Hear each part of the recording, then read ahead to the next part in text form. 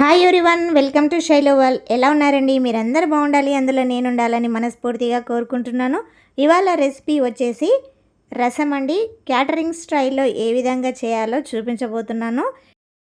ఇది ఎంత టేస్ట్ ఉంటుందంటే అసలు అద్దరిపోతుందండి, చాలా బాగుంటుంది. ఇక లేట్ చేయకుండా ప్రాసెస్ అయితే చూసేద్దాము. దీనికోసము ఒక కుక్కర్ తీసుకొని ఇందులో ఒక 3 టమాటాలు ఇలా వీడియోలో చూపిస్తున్న విధంగా కట్ చేసుకొని వేసుకోవాలి.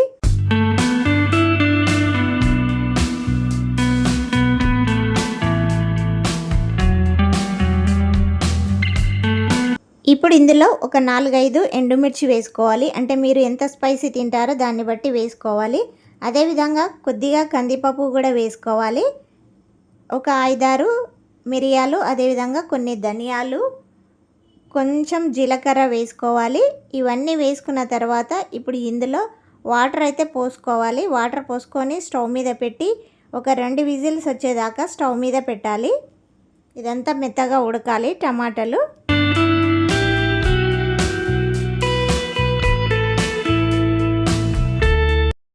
ఇలా 2 విజిల్స్ అయిపోయిన తర్వాత ఇది కంప్లీట్గా చల్లారిన తర్వాత మూత తీసి చూద్దామండి మెత్తగా. ఇప్పుడు ఇందులో ఉన్న వాటర్ అయితే వడకట్టుకోవాలి. ఒక గిన్నెలోకి వడకట్టిన తర్వాత మిగతాది మిక్సీ జార్లో వేసుకొని మెత్తగా మిక్సీ పట్టుకోవాలి. అయితే ఇది మిక్సీ పట్టే ముందు ఇది కంప్లీట్గా చల్లారనివ్వాలి. చల్లారిన తర్వాతనే మిక్సీ పట్టాలండి.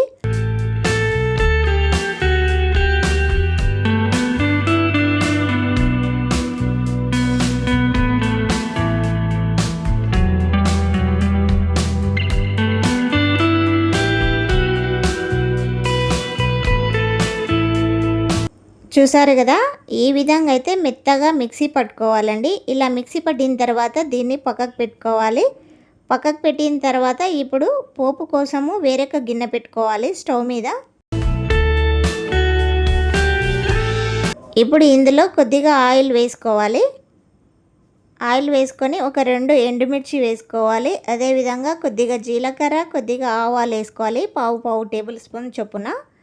అదేవిధంగా ముందుగానే కట్ చేసి పెట్టుకున్న ఉల్లిపాయలు ఇలా పొడవుగా కట్ చేసుకోవాలి. ఒక 2-3 పచ్చిమిర్చి కూడా ఇలా మధ్యలో కట్ చేసుకొని వేసుకొని ఈ ఉల్లిపాయలు మెత్తగా మగ్గేదాకా ఫ్రై చేసుకోవాలి. ఇలా ఫ్రై చేస్తున్నప్పుడు మధ్యలోనే కొద్దిగా కరివేపాకు, అదేవిధంగా 1 టేబుల్ స్పూన్ అల్లం వెల్లుల్లి పేస్ట్ వేసుకొని ఇది పచ్చి స్మెల్ పోయేదాకా ఫ్రై చేసుకోవాలి.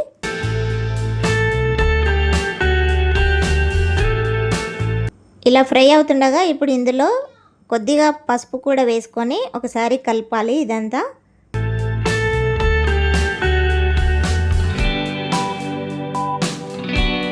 ఇలా కలిపిన తర్వాత ముందుగానే మిక్సీ పట్టుకున్న టమాటా ప్యూరీ వేసుకొని ఒకసారి ఇదంతా కలుపుకోవాలండి.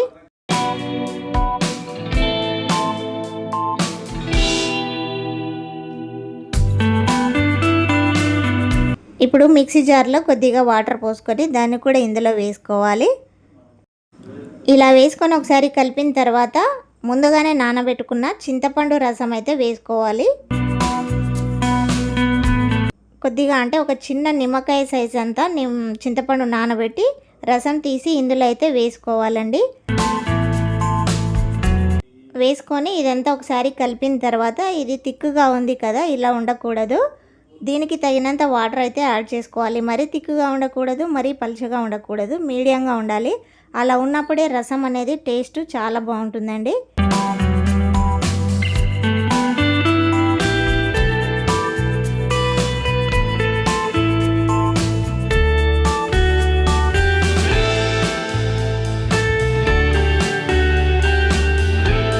ఇప్పుడు ఇందులో టేస్ట్కి తగినంత సాల్ట్ వేసుకొని మరొకసారి ఇదంతా కలుపుకోవాలండి.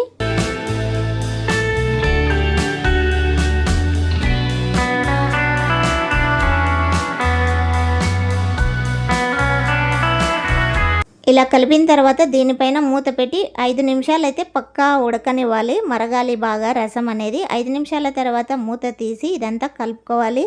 స్మెల్ మాత్రం అదిరిపోతుంది, చాలా బాగా వస్తుంది స్మెల్.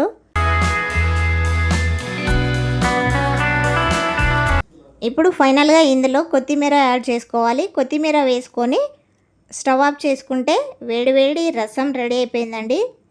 క్యాటరింగ్ స్టైల్లో రసం చాలా బాగుంటుంది ఈ విధంగా చేస్తే.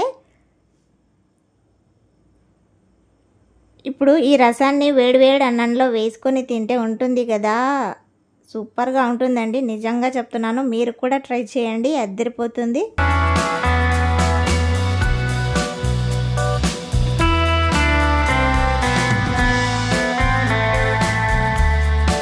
నేను తిని ఎలా ఉందో మీకు చెప్తాను. మీరు కూడా ఇదే విధంగా ట్రై చేయండి, చాలా బాగుంటుంది. ట్రై చేసిన తర్వాత ఎలా వచ్చిందో కామెంట్ చేయడం అస్సలైతే మర్చిపోకండి. వేడివేడి అన్నంలో సూపర్గా ఉంటుందండి. అలా నోట్లో పెట్టుకొని తింటే వావ్ అనిపిస్తుంది. నిజంగా చాలా బాగుందండి, రసం బాగొచ్చింది. ట్రై చేయండి, నాకు కామెంట్ చేయడం మర్చిపోకండి. అదేవిధంగా నా వీడియో నచ్చింది అనుకుంటున్నాను. ఇంకెందుకు ఆలస్యం, మరి ఒక లైక్ కొట్టి షేర్ చేసి సబ్స్క్రైబ్ చేసుకోండి. మరిన్ని మంచి మంచి వీడియోస్తో మీ ముందుకు వస్తాను. Thank you for watching. Bye bye.